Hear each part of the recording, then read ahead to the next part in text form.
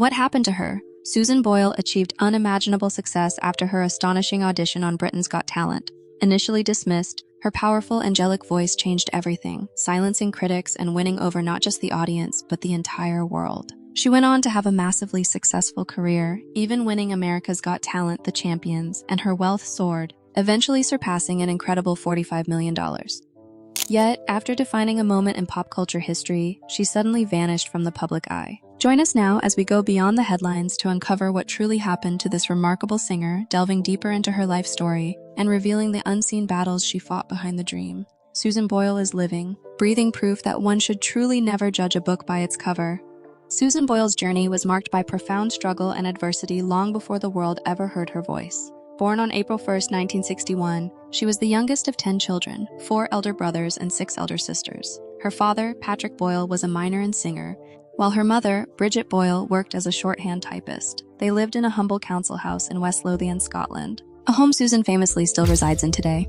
Her very start in life was fraught with peril. Bridget was 47 when she became pregnant with Susan in 1960. Doctors advised termination due to the high risk of maternal death and severe complications during the pregnancy. Bridget, a staunchly religious woman, refused. Susan told The Guardian, "We both nearly died, and she was told I'd suffered brain damage as a result of being starved of oxygen at birth." For decades, Susan grew up believing this chaotic birth was the source of her learning issues, a belief that haunted her.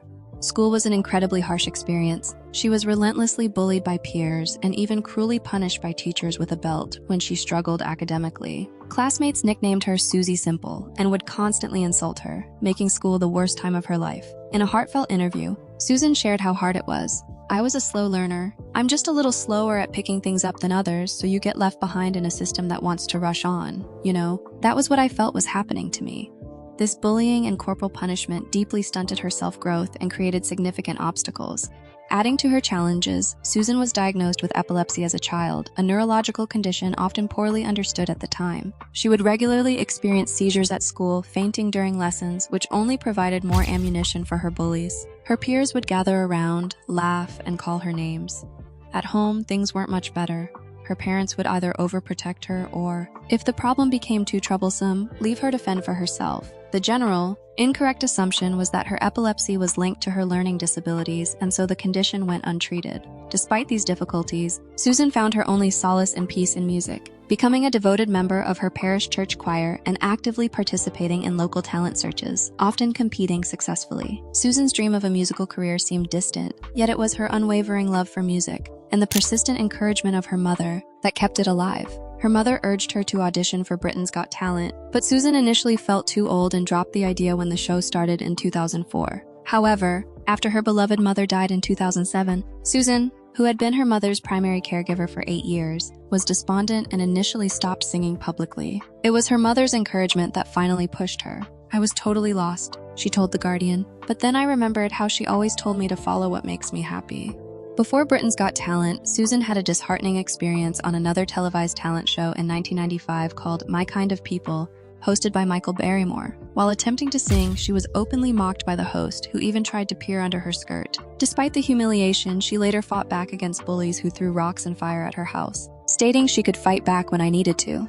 Taking the stage on Britain's Got Talent in Glasgow in 2008 was Susan's subtle yet powerful way of proving her tormentors wrong. With her simple attire and kind face, her appearance was initially met with smirks and skepticism from the judges, particularly Simon Cowell. But then she sang "I Dreamed a Dream." The chorus elicited a thunderous standing ovation. Amanda Holden's astonished reaction, calling it the biggest wake-up call ever, became an iconic moment that continues to highlight societal judgment based on looks.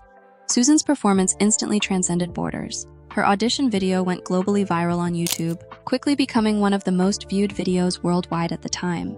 Celebrities like Demi Moore and Ashton Kutcher tweeted their support, catapulting her into stratospheric fame. Although she finished second in the competition to dance troupe diversity, Susan's most important battle, the battle for recognition and self-worth, had been won.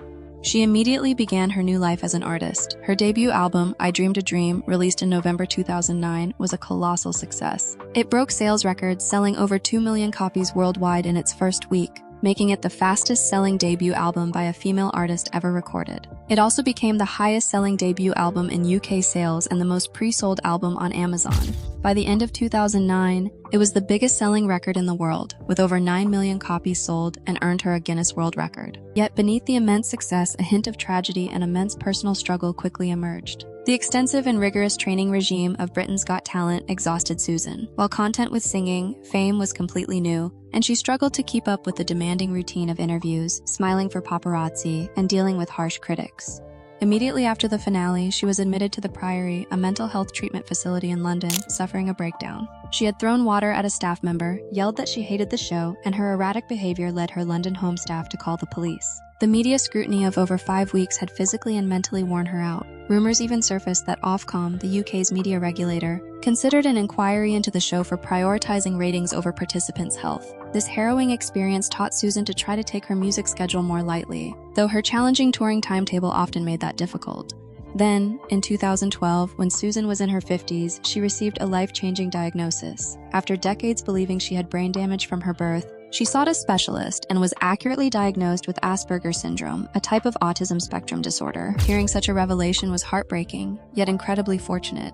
In an interview with The Guardian, she revealed that being labeled brain damaged always felt cruel and unfair. Deep down, she knew she was like everyone else, but simply had her own unique way of doing things. The Asperger's diagnosis allowed her to finally understand herself and receive the proper support, and she hoped it would encourage people to treat neurodivergent individuals more kindly. Her health battles didn't cease. In 2013, Susan was diagnosed with type 2 diabetes, forcing her to abandon her beloved chocolate and adopt a challenging new lifestyle. Later, the pandemic kept her isolated for over 2 years, delaying new music plans. Her personal life also presented significant hurdles. In 2010, she bought a larger house with her earnings, but groups of rowdies made her life miserable, throwing rocks, attempting break-ins, and even throwing lit paper at her home.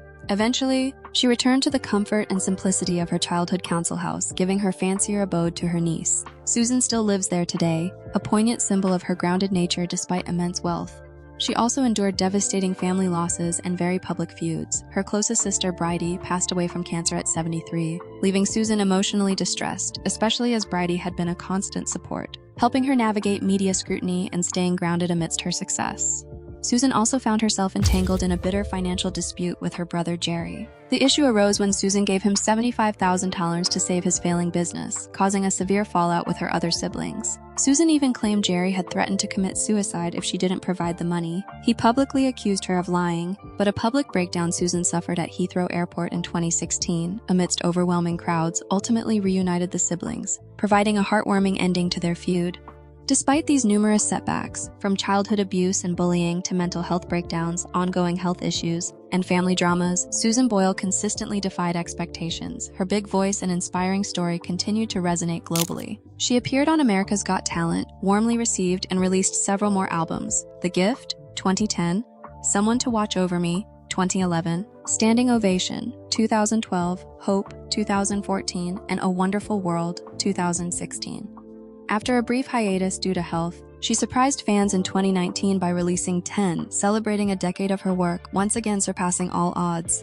Her most recent battle came in May 2022 when she suffered a minor stroke. Susan courageously revealed this during a performance on Britain's Got Talent in June 2023, explaining she'd undergone extensive speech practice just to return to the stage and sing I Dreamed a Dream with the West End cast of Les Miserables. "I thought it would be crazy to be back on stage," she stated, "but I've done it." Her hard work paid off, and she continues to perform when her will and energy allow. Though she largely stays away from the public eye, Susan remains a practicing Roman Catholic, singing in her church choir and volunteering by visiting elderly members of her congregation. She famously joked about internet dating, but more recently, reports indicate she is in a happy, stable relationship with an American man. While his identity remains a secret, he does accompany her on special occasions like her birthday. Susan Boyle remains a gift that keeps on giving, a testament to indomitable spirit, quiet resilience, and the power of dreams. No matter the age or the obstacles, she truly is the woman who stunned the world, both on stage and off.